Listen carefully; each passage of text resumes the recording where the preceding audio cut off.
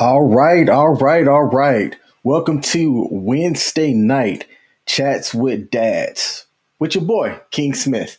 That is me. Now I am live across several platforms. All right, my newest one that I'd like to promote is my community page, where I'm going to slowly transition away from posting on my personal Facebook page and go over to my community page. You can find it at www.facebook.com/, the actual Kings Smith. Wanted to make my YouTube name and my Facebook community page have the same name, and I have several reasons for doing that. But yeah, so go over and like that page as I'll be posting my videos and stuff over there. All right. So for tonight chats with dads is going to be a little bit different from my previous episodes. All right. I wanted to do an episode in a remembrance of a homeboy of mine who goes by Tre. All right. Tre's government name is Herman Mackey. And when I found out that his government name was Herman, I clowned him for the longest, because when he introduced himself to me, he introduced himself to me as Tre. I never asked any questions. All right.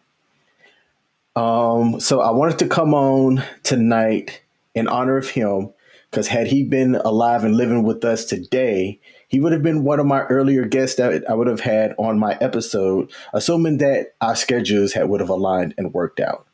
All right.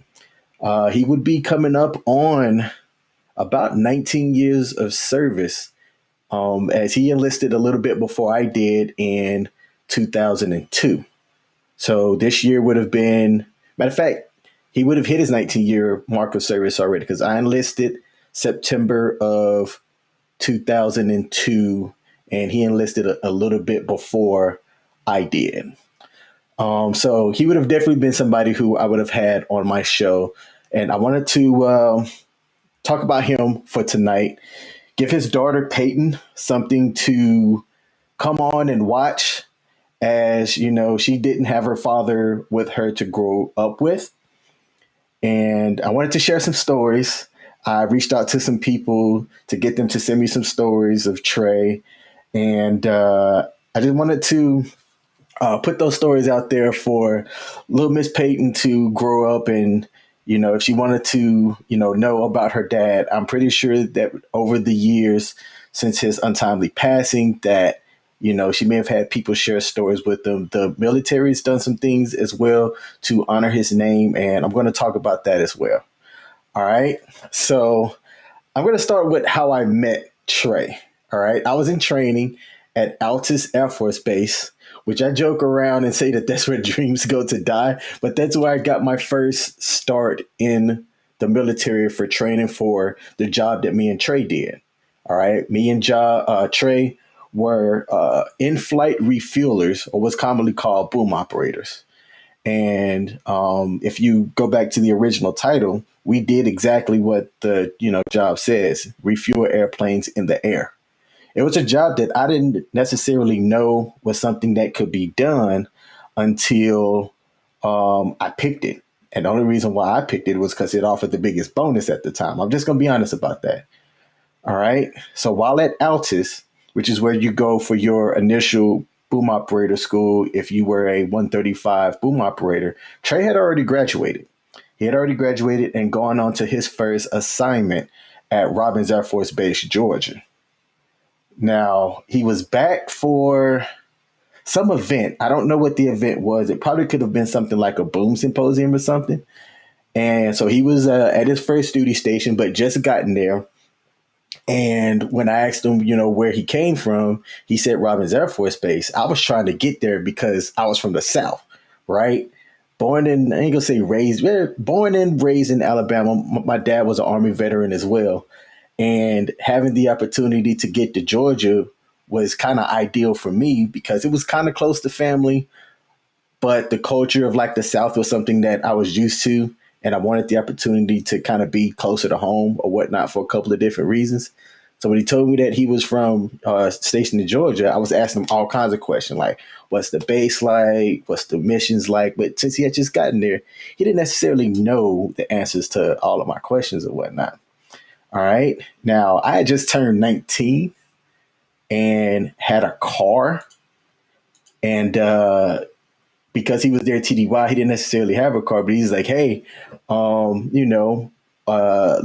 go here and try out these couple of places, being that, there's not a lot. If you've ever heard of Altus, Oklahoma, there's not a lot to do there. All right. Outside of the base. Now, I'm not trashing Altus, Oklahoma, even though I said that it's where dreams go to die, but it's not like a major metro area that offers like a diversity in things. But Tre shows up. All right. He shows up and he asked to go out and go party. All right. Go to one of the clubs. Now, he was over 21 at the time, or just turned 21. I wasn't, you know. But since the statute of limitations have passed on this one, there was a bar that would let, if you were service member or whatever, they let you drink underage. I'll say that now. I'm not advocating for drinking underage, just telling my story. All right. So we go out and, have some drinks and whatnot, but I didn't necessarily drink that much because I was driving. All right. And didn't want to get in trouble before my Air Force career really started, and ended up bringing him back to the base. And that kind of ends that story. We just went out, had a good time, which Tre was about having a good time. I didn't know where I was getting stationed at the time, but really crossed my fingers that I was getting stationed in Georgia. And I got my assignment there. All right. Tre gave me his phone number. This was well before smartphones were the way that they are now. But I linked up with him once I got my orders and told him that I was, coming in. And he said, hey, man, if I'm not TDY deployed, I got you. And that he did, get to my first base. And, he made sure that I was squared away, took me around the city, got the chance to meet people, introduced himself. And it was definitely great, having him around to kind of show me the ropes and whatnot. And at my first duty station, which was the 99th Air Refueling Squadron in Georgia, it was a really dope experience. Had some fantastic supervisors. One guy who I'm actually still cool with to this day, a guy by the name of Denham Biller. I'm trying to get him onto my show as well. He was like my second supervisor that I had, and I couldn't stand him. Oh my goodness, I couldn't stand him. But when I go back and think about the things that, he was trying to talk about and instill as far as Air Force culture and stuff, he was doing the right thing. I was just young and hard headed.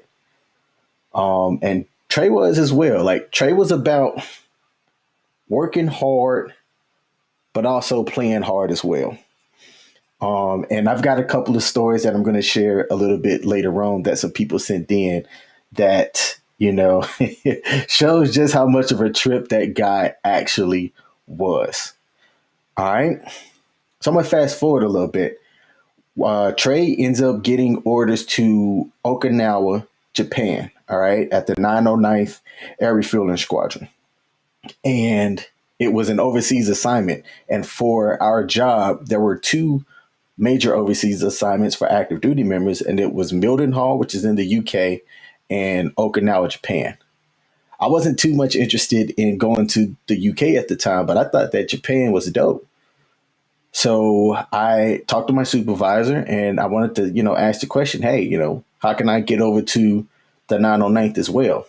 And I'm going to say it was as simple as putting in the request. But at the time, if you wanted to go overseas, as long as the commander endorsed it or whatnot, or like the Air Force Personnel Center, you had the chance to get over there. And I followed Tre from Georgia to Japan.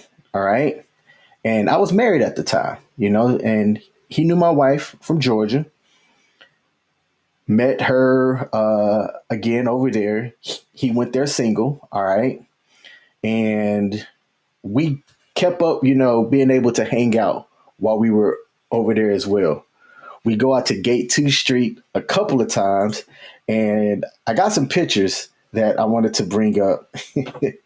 of some of those times out at Gate 2 Street. And there's going to be some faces in here of some people that know him. All right. So that's Chappie right here. Shout out to Chapman. Hey, Chappie, I want to get you on the show as well, man. You're a father now as well. So if you're cool with coming up on the screen, let me know. And this is old Ron, ronmckinney.com. And that's me right here and Tre. And we would go out fairly often to just go have fun. All right. So like I said, Tre wasn't married or anything like that. He hadn't had his daughter when we were overseas. And we would go out all the time. All right. We go out, I ain't gonna say all the time, but as often as our schedules and money allowed us to, right? And I was married at the time, so as often as my now ex-wife would be cool with it. Okay. So I think I got another one up here. Another one with me, Tre, and Ron, and Bruce Klima, which we knew him from Japan too. I'm sorry, Georgia. He was stationed there as well. Oh, Brucey. He's a pops now too. I wonder if he'd be interested in coming onto the show. But that was Tre. We'd hang out downtown or right off the gate, if you will, close to the base. He lived off base, and sometimes I would go up his house, and we would watch like either the Boondocks, the old animated TV series. He was a huge fan of Dave Chappelle. All right, so Peyton, you're a little bit too young to watch both of those, but when I say that your dad watched them all the time, he watched it all the time. All right, I'm talking just like on replay. Dave Chappelle and the Boondocks cartoon series. And then during the college football season, he was a huge USC Trojans fan. I'm pretty sure that you know that by now. All right. You know what? I didn't even catch that right here. He's wearing the USC, hat. This is one of the last ones that I wanted to bring up of us just hanging out, Gate 2 Street, having some drinks. Got Gabe, Johnny, Amber, Rory, but everybody here, boom operators. Our job is a very small community. So as you travel, like everybody here was stationed here, but Amber was TDY at the time. But we all went out and had a good time. All right. Now, before I became a dad, all right, Tre and I, we used to just have random conversations about life. We're both kind of mid 20s, you know what I'm saying? Young to mid 20s anyway. And we talked about, hey, you know what? Like, how would things be like if we both, had kids? And I couldn't imagine Tre having, kids. I was a guy who I knew I wanted to be a dad. I wanted to be a dad at an older age. I knew a little bit about Tre's family at the time, but had never really met them. And he had wanted kids, so did I. And this photo right here is a photo of my kid's mom before she went into labor to have my daughter Castle. Like literally, we were eating, her water broke, and we went and had her in Okinawa, and I became a dad. All right, that's Tre right here. We got Mike Russell, Johnny, Emily, Addison, who is now in college, which is insane for me to think about how old I'm getting. And Gabe and Cat, I can't remember this guy's name right here. My bad, bro. But Tre was there. We spent a pretty decent amount of time together at Okinawa. I would ask my now ex-wife if I could, hang up to his spot, spend the night. All right. And that's funny to say, ask my now ex-wife, because I don't have to ask for anything. But back to the story. I would ask my ex-wife if she was cool with me hanging out up to Tre's spot. And this was before my daughter, really, to where we just play games and just do guy stuff. All right. I needed that guy time, if you will. And Tre be like, yeah, dude, you can come over, stay in the spare bedroom, crash on the couch, do whatever. All right. And the one thing that I couldn't find that I was sure that I had was a picture of Tre and my daughter, um, but I couldn't find it. I don't know where it's at. I knew that I had one on my page, but after my daughter was born, he wasn't there for too long until he got his follow on assignment, leaving Okinawa, going to um, Creech Air Force Base in Nevada as a remote predator sensor operator, which was it was a little bit different from our main job. All right, but as he got orders, and you'll kind of notice a theme here, as he got orders to go, I was like, you know what? That sounds like a really cool job. It was fairly new to the military at the time. So I talked to my supervisor. It's like, hey, man, this predator sensor operator thing, how can I get orders? And he said, up, I'll, put in a word to the superintendent. And as stories kind of go, I ended up getting orders to go. Oh, no. I got told to stand by for orders and that they were going to get me in the pipeline. Now, at the time, there were two major bases that you could go to, Creech, which was in Nevada, kind of near Las Vegas, or Cannon, which I don't know where Cannon was at. And I might be saying the base is wrong, but I had a 50% chance of getting at the same base as Tre, which would have been fantastic or dope, in my opinion. But as fate has it, even though was told that I was getting orders, I didn't, and I ended up getting assigned to Kansas. So that's where we kind of diverged and separated. There were social media was out there. It was Facebook, MySpace, I want to say, but it wasn't like how things are now. But we stayed in contact. Me and Tre stayed in touch. He was up to date with what I had going on as a dad, as well as I was one of the people that he called when he told me that he was about to be a dad, which I thought was insane. Like I said, Tre was a guy who, as a young single dude, he was out having a good time. I'll say it like that. He was out having a good time. All right.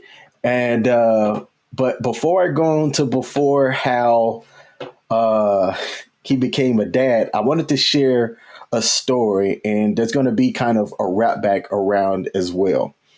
So when he was in Okinawa, you would have what somebody would be called like a sponsor. All right, they would meet you at the airport or something, and then kind of show you around, or get you to the base or whatever.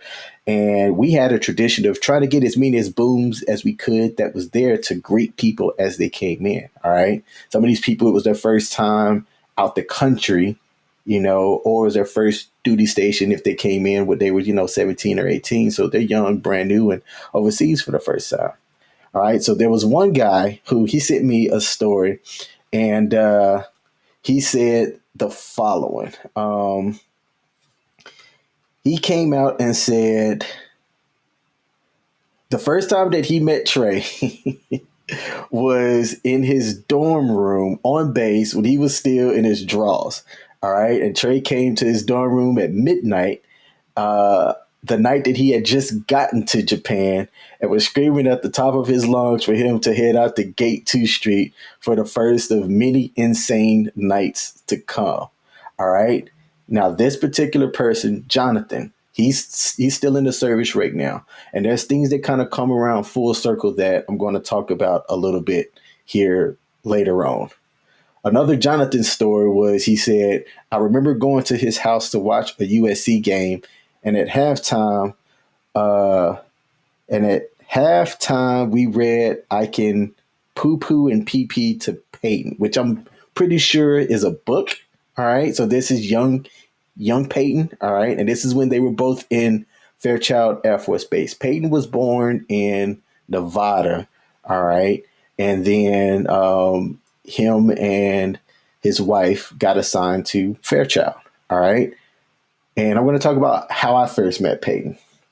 But he goes on to say, at the time, we had realized that our lives were a little bit different than in previous years. And absolutely, absolutely. So, reading this, he's reading a book, I Can Pee Pee and Poo Poo, to his daughter, and to say that, Trey was a father to a little girl, like I said, it was insane to me. And I was already a dad at the time. When you're in your mid 20s, you think that, life can go on forever. All right. And I'm still young and I got my whole life ahead of me, yada, yada, yada. But being a father changed him. It changed him. Um, it changed me. It typically changes most people when you become a dad. All right. So that's that story. But I'm going to bring Jonathan's experience and his a relationship with Trey back full circle a little bit later on here. Um, when I first met Peyton, all right, Peyton she was walking. I don't quite know if she was talking at the time, but I was stationed in Kansas. I hadn't seen Trey in about maybe 2 or 3 years at this point, and he was still living in Nevada. And I was like, "Hey, man, I'd like to come out to Vegas, hang out, whatever. Let me know when it's possible for you to be able to do that." And we make the coordination happen. All right. Now, when I get out there, I didn't know at the time whether his wife was going to be there or not, um, but they weren't. All right. And they were planned to be gone the entire time. So at this time, I had never met Megan or Peyton, and I didn't expect to meet them either. All right. So we had gone, and he didn't stay like on the strip. And I forgot why I had money, but I ended up having like money at the time. So I'm like, yo, let's just stay in Las Vegas. So I think I was there 4 days, 4 or 5 days total. And if you're trying to, wild out and have fun in Vegas, time can go by in the blink of an eye. So I think I had reservations for 4 of the 5 nights there. We stayed out on the strip for three, 3 nights because by day number 4, we had gambled, uh, we had went out to the clubs. I wasn't a dancer. He really wasn't that much of a dancer either. We had a crap ton to eat and drink and was like, hey, let's just go back and chill. So we did. And the last 2 days was just trying to recover and, just hang out at the house. It was like, hey, man, those 3 days in Vegas were an absolute blast. It was a great way to catch up since we hadn't seen each other since he PCS'd out of Okinawa. And it was a general good time. And then I'm sitting on the couch recovering. And the next thing I know, a door opens and it's Megan. It is Megan and Peyton. And I wasn't expecting to have met them, what I'm saying, at that time. So that was my first time meeting Peyton and Megan. And I always joked around too. And I told Trey, because when he told me that, he was going to be a dad, and he told me that he was getting married, and I saw the picture, I said, man, he went up, didn't he? See, Jonathan said he would always play the first slot by the door to see how the night was gonna go. Yeah, man, that's a thing. that is a thing, for people that gamble or whatnot. You walk in, see that first open slot. If it do something great, if it doesn't do anything, you're like, oh man, this might not be a good night. But that was a theory that me and him had. So that's funny that you bring that up. But yeah, so his wife comes in, and I'm like, hey, I don't know if she knew that I was coming. All right.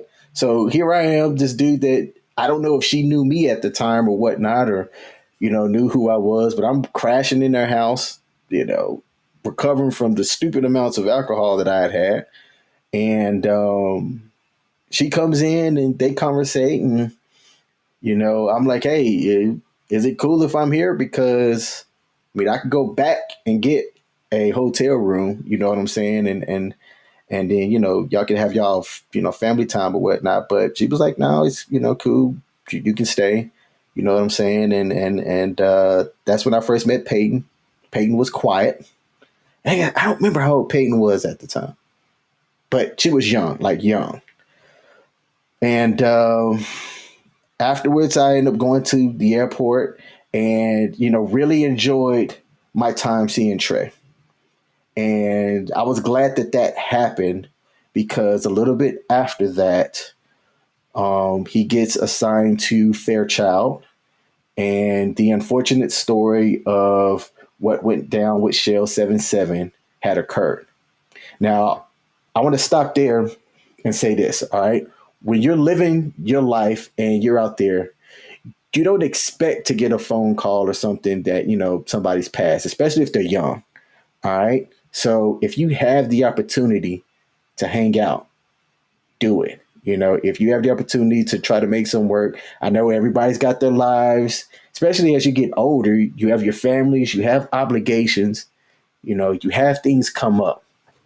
But I can tell you right now, as somebody that's lived a long time, if you have the opportunity to get the chance to go out, go out. I'm trying to plan something with some people right now for next year. That's funny enough, going out to Vegas. And everybody is now in various locations, doing their grown-up stuff. I don't know how I'm going to afford it. I've told them no, but I want to try to make it happen. But the only reason why I told them no is because I've already got some things coming up next year. My sister's graduation, another trip that I've got planned, and something else in the fall. And I'm just kind of like, I need money to be able to do all of the stuff that I want to do. So it's trying to get all of that stuff budgeted. But that was the last time that I had the opportunity to see Tre alive, and we definitely made the best of it. All right. Now, before I go any further, I want to share another story that somebody sent. And this guy, Jeffrey, Champagne knew him from Okinawa. I don't know if Champagne was in Robbins as well. But he said Tre was always joking about something. He was always fun to be around and genuinely cared for all of his friends. Absolutely. He most definitely did. I remember our first trip to Alaska where he let me fly the boom. He said, "You've done it on the ground, so you can do it up here too." It was one of the coolest things I had been able to do at that point in my short career. Yep. And so Champagne started off by saying he was always joking around about something. I want to share something. Take a look at this.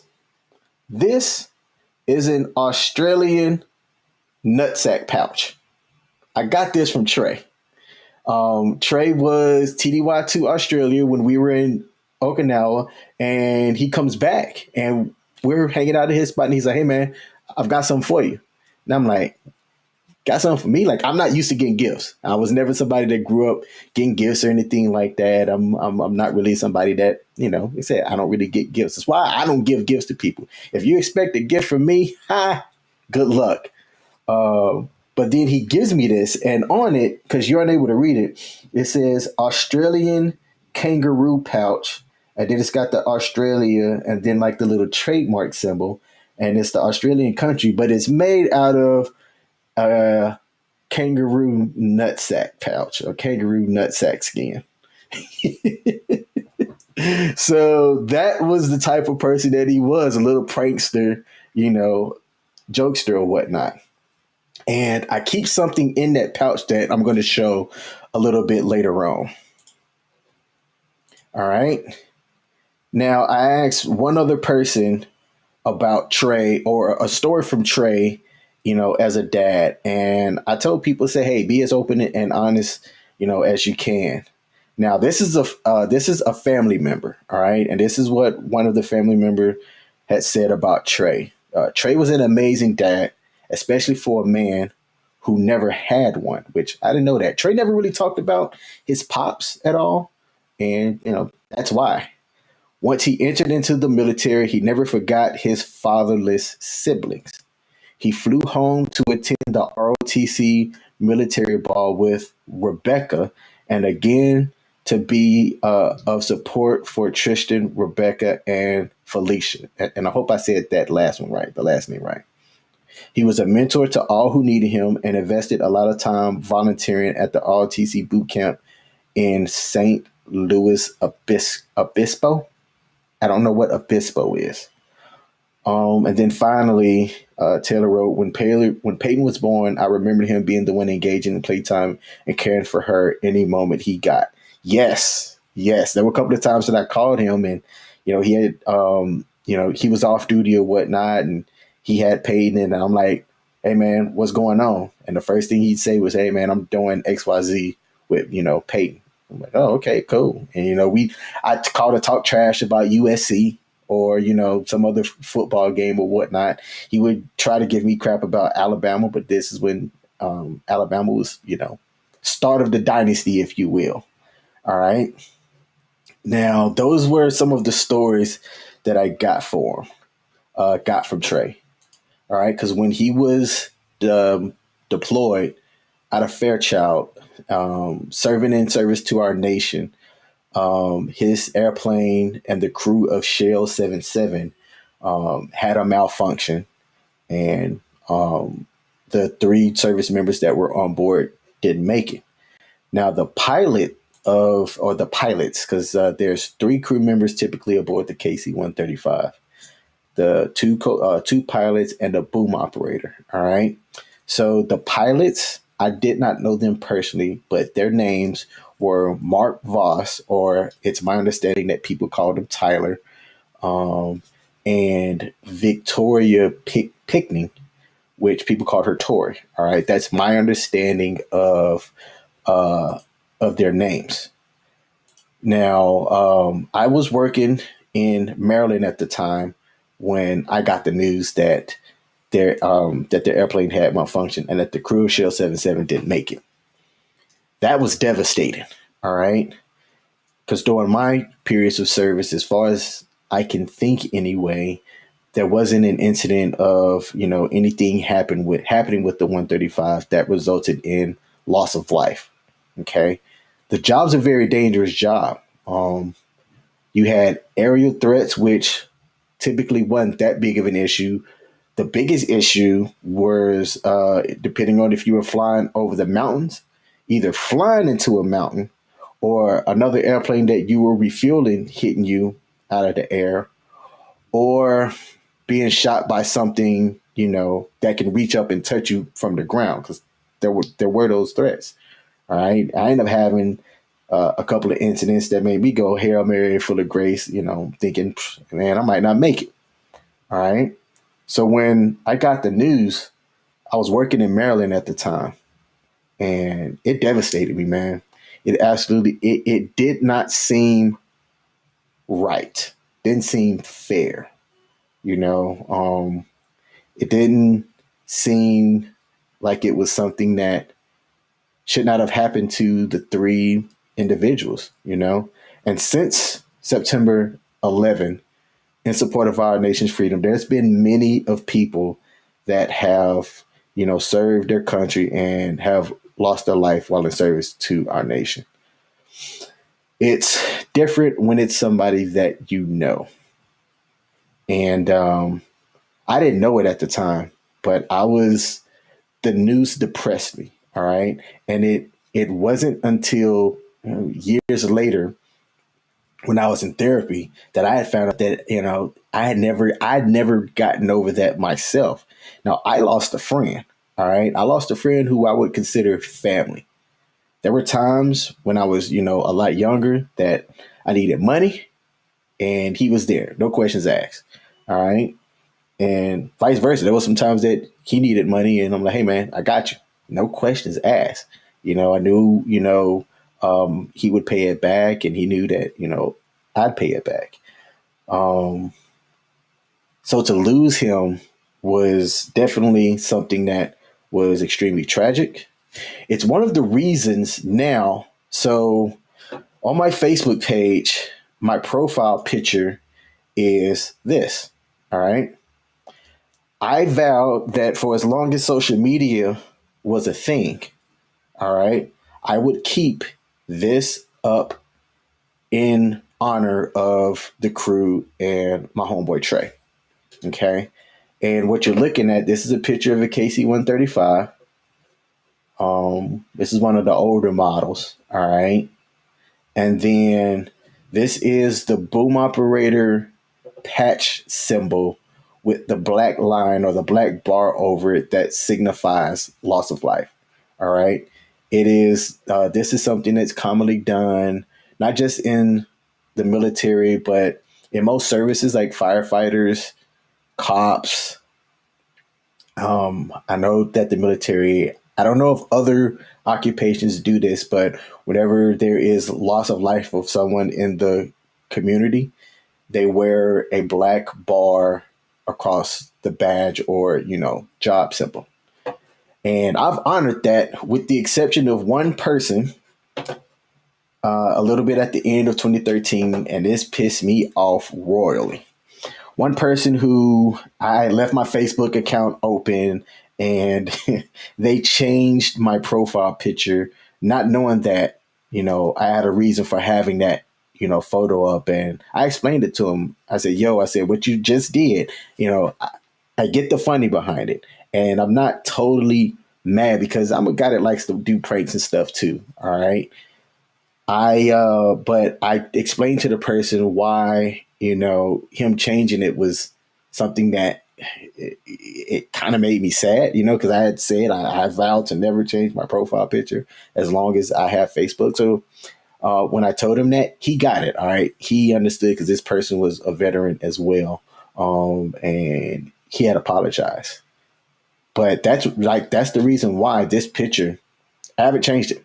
Have not changed it. It's been over 8 years now, 7, 8 years, and I haven't changed this photo as my profile picture on my social media.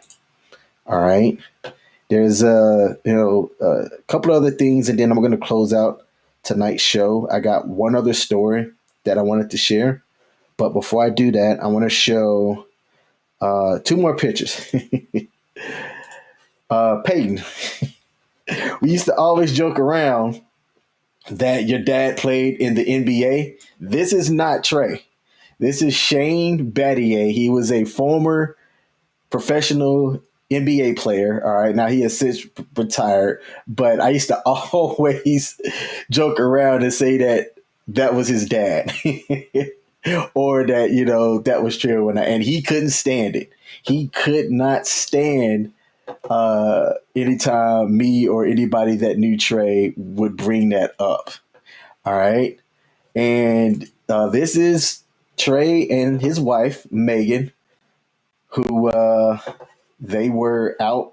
And Tre was like Halloween, one of his favorite times. All right. He was always wanting to go out and do something.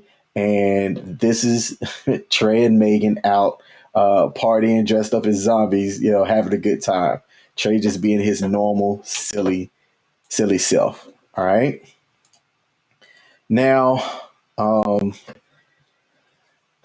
man, I have something that I keep in the pouch that Tre gave me. All right.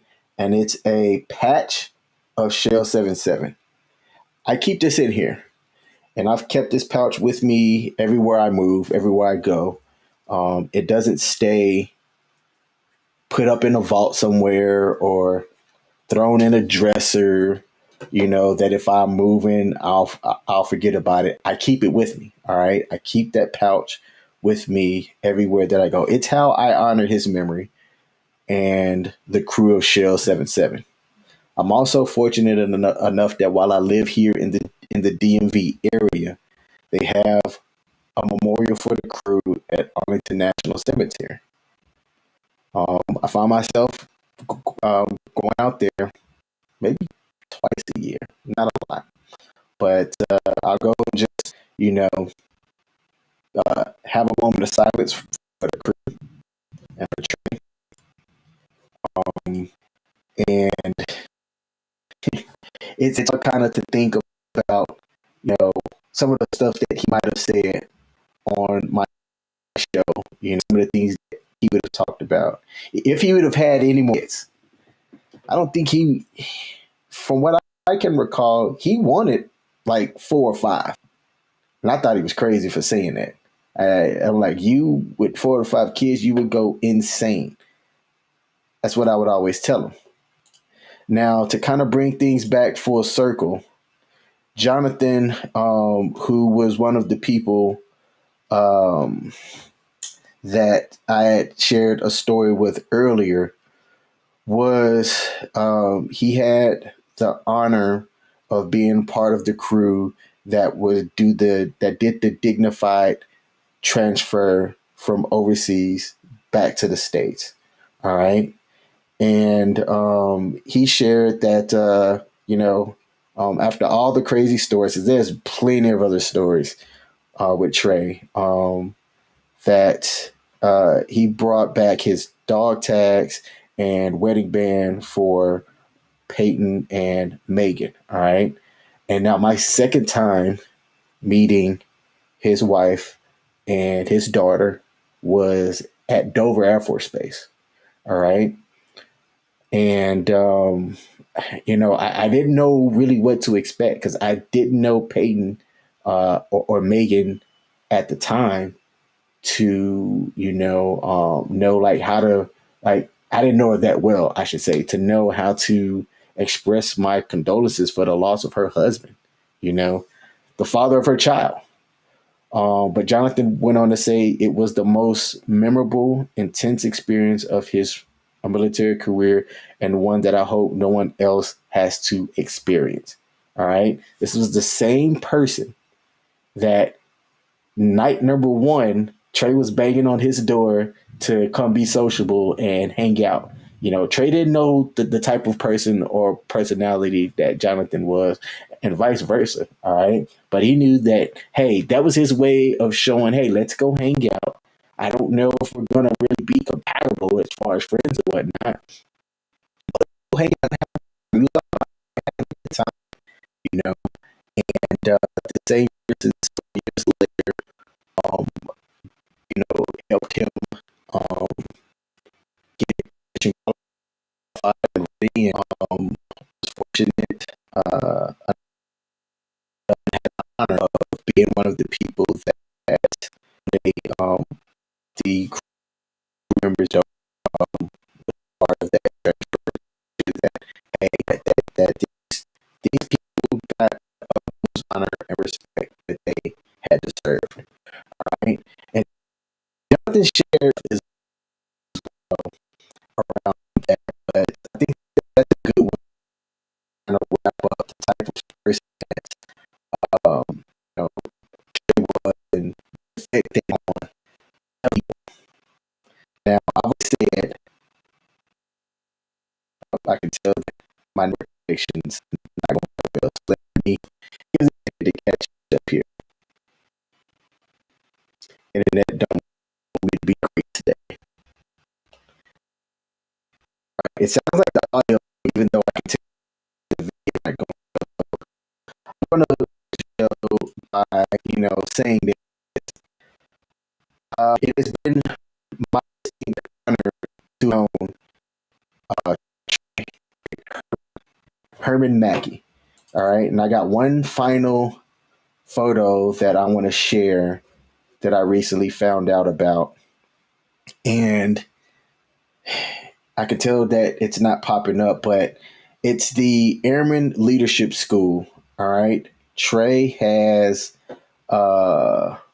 the Tre has a building in honor of him, and it's what we call ALS, the Airman Leadership School.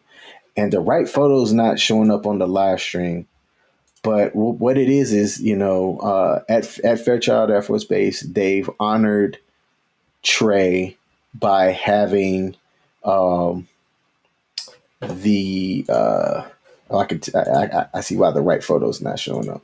Okay, there it is, right there. The Tech Sergeant Herman Mackey Airman Leadership School. This is one way that the service has honored his service, and I'm thankful for that. When people come through Airman Leadership School and they're going from young airmen to future NCOs, you know, a fantastic way of having the service